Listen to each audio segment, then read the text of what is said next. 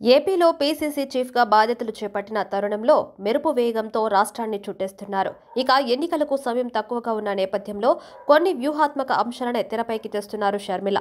దీంతో అన్న జగన్పై వ్యతిరేకత మాత్రమే ఎక్కువగా ఆమె మాటల్లో కనిపిస్తుంది. అయితే ఈసారి ఎన్నికల్లో కాకపోయినా 5 ఏళ్ల తర్వాత వచ్చే ఎన్నికల్లో అయినా కాంగ్రెస్ను బలమైన శక్తిగా మార్చేందుకు దీర్ఘకాలిక వ్యూహంతో షర్మిల ముందుకెళ్తున్నట్లు సమాచారం. ఈ క్రమంలో ఆంధ్రప్రదేశ్ కాంగ్రెస్ కమిటీ అధ్యక్షురాలు వైఎస్ షర్మిల ఇవాళ 3 జిల్లాల్లో పర్యటించబోతున్నారు. సమాచారం.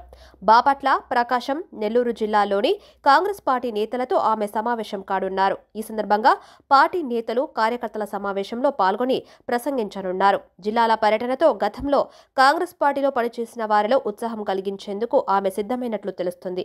అందులో భాగంగానే రాష్ట్రంలోని పార్టీ నేతలను వరుసగా కలుస్తున్నారు. ఇక ఏపీలో ఉన్న కాంగ్రెస్ పార్టీ నేతలు అందరూ కష్టపడితే ఎన్నికలలో ఎలాంటి ఫలితాలు సాధించవచ్చు అనే విషయాలను చెప్పడానికి వైఎస్ షర్మిల జిల్లాల వారీగా పర్యటన చేస్తున్నారు.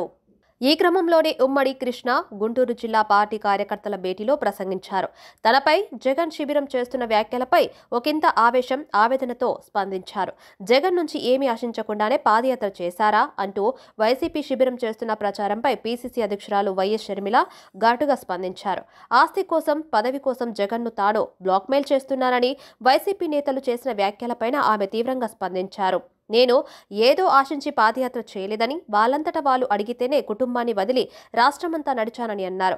జగన్ ముఖ్యమంత్రి అయ్యాక తాడేపల్లి కేవలం 2 సార్లు మాత్రమే వెళ్లానని తెలిపారు. జగన్ను ఏది అడిగింది లేదని, తన బిడ్డలపై ప్రమాణం చేస్తున్నానన్నారు.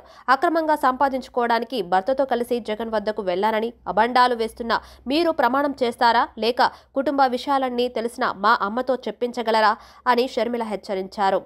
భారీ విగ్రహాలు పెట్టినంత మాత్రాన పేదల ఆకలి తీరదని, రాజ్యాంగ నిర్మాత అంబేద్కర్ అన్ని వర్గాల అభ్యున్నతి కోసం రాజ్యాంగం రూపొందించారని, కానీ ఆయన ఇచ్చిన రాజ్యాంగాన్ని కొంతమంది నియంతల్లా కాలరాస్తున్నారని జగన్పై పరోక్ష విమర్శలు చేశారు షర్మిల.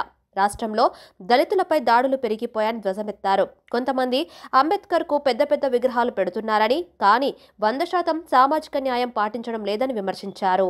ప్రశ్నించిన దళిత యువకుడికి గుండు గీసి అవమానించారని, దళిత డ్రైవర్ను దారుణంగా హత్య చేసి మృతదేహాన్ని ఇంటికి తీసుకెళ్లి పడేసిన ఎమ్మెల్సీని పక్కన పెట్టుకున్నారని మండిపడ్డారు. ఎస్సీ, ఎస్టీ సబ్ ప్లాన్ నిధులను దారి మళ్లించి సొంత అవసరాలకు ఉపయోగించుకున్నారు అని ఘాటు వ్యాఖ్యలు చేశారు. దళితులపై కపట ప్రేమ చూపిస్తున్న వారికి రాబోయే ఎన్నికల్లో బుద్ధి చెప్పాలని పిలుపునిచ్చారు. అంతేకాకుండా రాష్ట్రంలో అభివృద్ధి ఎక్కడ కనిపించడం లేదని, ఉద్యోగులకు జీతాలిచ్చే పరిస్థితి కూడా జగన్ ప్రభుత్వానికి లేదని అన్నారు. ఏటా జనవరి 1వ తేదీన జాబ్ క్యాలెండర్ అని చెప్పి జగన్ మాట తప్పారని, ఇప్పుడు ఎన్నికలు వచ్చాయి కాబట్టి నోటిఫికేషన్ ఇస్తామంటున్నారని అన్నారు. జగన్ అన్న తానేదో బటన్ నొక్కుతున్నాను, ప్రజలకు డబ్బులొస్తున్నాయంటున్నారు. అసలు ఆ డబ్బులకు, ప్రజలకు నెలవారీగా అవుతున్న ఖర్చులకు పొంతన ఎక్కడుందని ప్రశ్నించారు.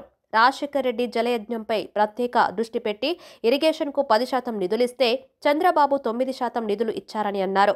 జగన్ 5% ఇచ్చి అందులో 31% ఖర్చు చేశారని, ప్రాజెక్టులు కొట్టుకుపోయినా మరమ్మతు చేయించలేని దారుణమైన స్థితిలో ఉన్నారని అన్నారు.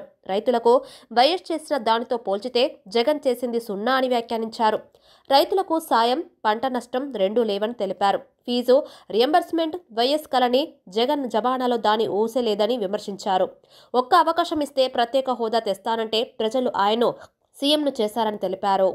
కనీసం పోలవరం పనులైనా పూర్తయితే పంటలు పండేవని, జగన్ చివరకు దానిని తాకట్టు పెట్టేశారని పేర్కొన్నారు. 3 రాజధానుల పేరుతో గందరగోళం సృష్టించి ఇప్పుడు ఒక్క రాజధాని కూడా లేకుండా చేశారన్నారు. 8 లక్షల కోట్ల రూపాయల అప్పు తీసుకొచ్చి ఆంధ్రప్రదేశ్ను రుణఊబిలోకి ముంచేశారని అన్నారు. కనీసం స్పెషల్ ప్యాకేజీ కూడా తీసుకురాలేని దుస్థితిలో ఉన్న వైసీపీకి ఎన్నికల్లో ప్రజలు తగిన బుద్ధి చెబుతారని అన్నారు.